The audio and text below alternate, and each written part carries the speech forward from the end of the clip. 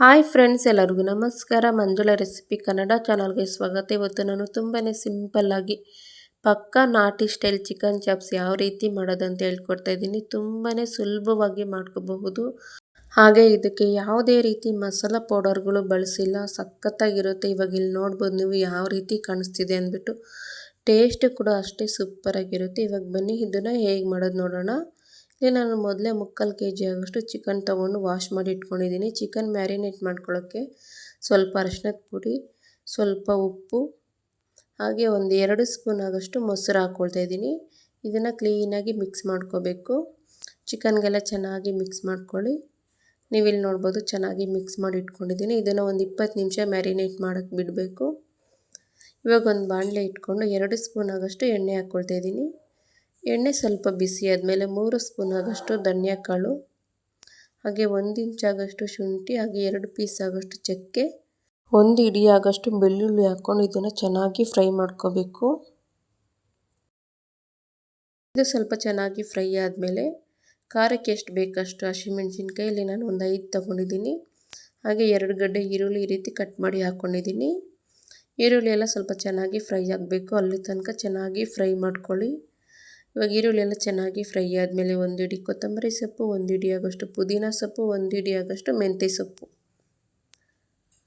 ಇವಾಗ ಇದನ್ನು ಸೊಪ್ಪೆಲ್ಲ ಚೆನ್ನಾಗಿ ಫ್ರೈ ಆಗಬೇಕು. ಅಲ್ಲಿ ತನಕ ಫ್ರೈ ಮಾಡ್ಕೊಳ್ಳಿ.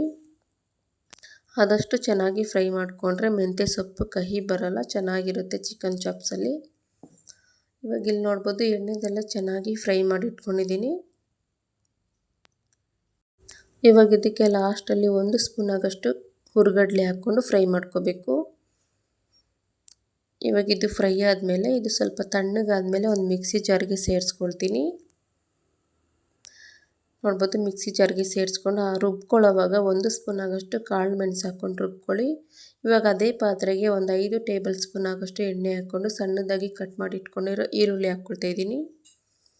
ಈರುಳ್ಳಿ ಎಲ್ಲ ಸ್ವಲ್ಪ ಚೆನ್ನಾಗಿ ಫ್ರೈ ಆಗಬೇಕು. ಫ್ರೈ ಆದಮೇಲೆ ಇಲ್ಲಿ ನಾನು ಮತ್ತೆ 1 ಹಿಡಿ ಆಗೋಷ್ಟು ಮೆಂತ್ಯ ಸೊಪ್ಪು ಕಟ್ ಮಾಡಿ ಹಾಕ್ಕೊಳ್ತಾ ಇದ್ದೀನಿ. ಮೆಂತ್ಯ ಸೊಪ್ಪೆಲ್ಲ ಎಣ್ಣೆದಲ್ಲೇ ಚೆನ್ನಾಗಿ ಫ್ರೈ ಮಾಡ್ಕೋಬೇಕು. ಆದಷ್ಟು ಎಣ್ಣೆದಲ್ಲೇ ಮೆಂತ್ಯ ಸೊಪ್ಪು ಚೆನ್ನಾಗಿ ಫ್ರೈ ಮಾಡ್ಕೊಳ್ಳಿ. ಇವಾಗ ಇದು ಚೆನ್ನಾಗಿ ಫ್ರೈ ಆದಮೇಲೆ 20 ನಿಮಿಷ ಮ್ಯಾರಿನೇಟ್ ಮಾಡಿ ಇಟ್ಕೊಂಡಿರೋ ಚಿಕನ್ ಹಾಕ್ಕೊಳ್ತಾ ಇದ್ದೀನಿ. ಈ ರೀತಿ ಮ್ಯಾರಿನೇಟ್ ಮಾಡ್ಕೊಳ್ಳೋದ್ರಿಂದ ಚಿಕನ್ ಎಲ್ಲ ಸಾಫ್ಟಾಗಿ ಜ್ಯೂಸಿಯಾಗಿ ಚೆನ್ನಾಗಿರುತ್ತೆ ತಿನ್ನೋವಾಗ. ಇವಾಗ ಇದನ್ನು 1 ನಿಮಿಷದವರೆಗೂ ಚೆನ್ನಾಗಿ ಫ್ರೈ ಮಾಡ್ಕೋಬೇಕು. ಇದು ಫ್ರೈ ಆಗೋವಾಗಲೇ ರುಚಿಗೆ ಎಷ್ಟು ಬೇಕಷ್ಟು ಉಪ್ಪು ಹಾಕ್ಕೊಳ್ತಾ ಇದ್ದೀನಿ. ಮೊದಲೇ ಸ್ವಲ್ಪ ಮ್ಯಾರಿನೇಟ್ ಮಾಡ್ಕೊಳ್ಳೋಕ್ಕೆ ಉಪ್ಪು ಹಾಕ್ಕೊಂಡಿದ್ವಿ. ಹಾಗಾಗಿ ನೋಡಿಕೊಂಡು ಸ್ವಲ್ಪ ರುಚಿಗೆ ಎಷ್ಟು ಬೇಕಷ್ಟು ನೋಡ್ಕೊಂಡು ಹಾಕ್ಕೊಳ್ಳಿ. ಇವಾಗ ಇದನ್ನು ಒಂದು 2 ನಿಮಿಷದವರೆಗೂ ಚೆನ್ನಾಗಿ ಫ್ರೈ ಮಾಡ್ಕೋಬೇಕು. ಇವಾಗ ಇದನ್ನು ಒಂದು 2 ನಿಮಿಷದವರೆಗೂ ಚೆನ್ನಾಗಿ ಫ್ರೈ ಮಾಡ್ಕೊಂಡಿದ್ದಾದಮೇಲೆ ಪ್ಲೇಟ್ ಮುಚ್ಚಿ ಲೋ ಫ್ಲೇಮಲ್ಲೇ ಒಂದು 15 ನಿಮಿಷ ಬೇಯಿಸ್ಕೊಳ್ತೀನಿ.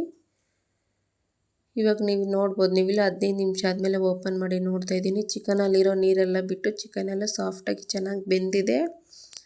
ಇವಾಗ ಮೊದಲೇ ರುಬ್ಬಿಟ್ಕೊಂಡಿರೋ ಮಸಾಲ ಹಾಕ್ಕೊಳ್ತಾ ಇದ್ದೀನಿ. ಹಾಗೆ ನೀರು ನಿಮ್ಗೆ ಎಷ್ಟು ಬೇಕಷ್ಟು ನೋಡಿ ಹಾಕ್ಕೊಳ್ಳಿ. ಗ್ರೇವಿಗೆ ಎಷ್ಟು ಬೇಕಷ್ಟು. ಚಿಕನ್ ಚಾಪ್ಸ್ ಆಗಿರೋದ್ರಿಂದ ಸ್ವಲ್ಪ ಗಟ್ಟಿಯಾಗಿದ್ರೇ ಚೆನ್ನಾಗಿರುತ್ತೆ. ಇನ್ನೂ ಎಷ್ಟೊತ್ತಾದ್ರೂ ಸಬ್ಸ್ಕ್ರೈಬ್ ಆಗಿಲ್ಲ ಅಂದರೆ ಪ್ಲೀಸ್ ಒಂದು ಸಬ್ಸ್ಕ್ರೈಬ್ ಆಗಿ ಸಪೋರ್ಟ್ ಮಾಡಿ. ನಿಮ್ಮ ಸಬ್ಸ್ಕ್ರೈಬ್ ತುಂಬಾ ಮುಖ್ಯ ಆಗುತ್ತೆ. ಇವಾಗ ಇಲ್ಲಿ ನೀವು ನೋಡ್ಬೋದು ಚೆನ್ನಾಗಿ ಮಿಕ್ಸ್ ಮಾಡಿ ಇಟ್ಕೊಂಡಿದ್ದೀನಿ. ಇಷ್ಟು ಗಟ್ಟಿಯಾಗಿದೆ.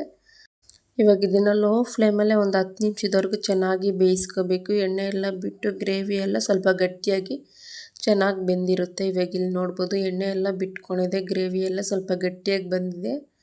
ಚಿಕನ್ ಎಲ್ಲ ಕೂಡ ಸಾಫ್ಟಾಗಿ ಚೆನ್ನಾಗಿ ಬೆಂದಿದೆ. ನೋಡ್ತಾ ಇದ್ದೀರಲ್ಲ ನೀವು ಎಷ್ಟು ಚೆನ್ನಾಗಿ ಕಾಣಿಸ್ತಿದೆ ಅಂದ್ಬಿಟ್ಟು. ಅಷ್ಟೇ ರುಚಿಯಾಗಿರುತ್ತೆ. ನೀವು ಏನಾದರೂ ಈ ಥರ ಟ್ರೈ ಮಾಡಿಲ್ಲ ಅಂದರೆ ಒಂದು ಸತಿ ಟ್ರೈ ಮಾಡಿ, ತುಂಬಾ ಚೆನ್ನಾಗಿರುತ್ತೆ. ತಿಂದಿರೋರಂತೂ ಸೂಪರಾಗಿ ಮಾಡಿದ್ದೀರಾ, ಹೇಗೆ ಮಾಡಿದ್ದೀರಾ ಅಂತ ಕೇಳ್ತಾರೆ, ಅಷ್ಟು ಸಖತ್ತಾಗಿರುತ್ತೆ. ಈ ವಿಡಿಯೋ ಏನಾದರೂ ನಿಮ್ಗೆ ಇಷ್ಟ ಆಗಿದರೆ ಪ್ಲೀಸ್ ಒಂದು ಲೈಕ್ ಮಾಡಿ. ನಿಮ್ಮ ಫ್ರೆಂಡ್ಸ್ ಆ್ಯಂಡ್ ಫ್ಯಾಮಿಲಿ ಜೊತೆ ಈ ವಿಡಿಯೋ ಶೇರ್ ಮಾಡಿ. ಇನ್ನೂ ಸಬ್ಸ್ಕ್ರೈಬ್ ಆಗಿಲ್ಲ ಅಂದರೆ ಪ್ಲೀಸ್ ಒಂದು ಸಬ್ಸ್ಕ್ರೈಬ್ ಆಗಿ ಸಪೋರ್ಟ್ ಮಾಡಿ. ನಿಮ್ಮ ಅನಿಸಿಕೆ ಅಭಿಪ್ರಾಯ ಕೂಡ ಕಮೆಂಟ್ ಮಾಡಿ. ಧನ್ಯವಾದಗಳು.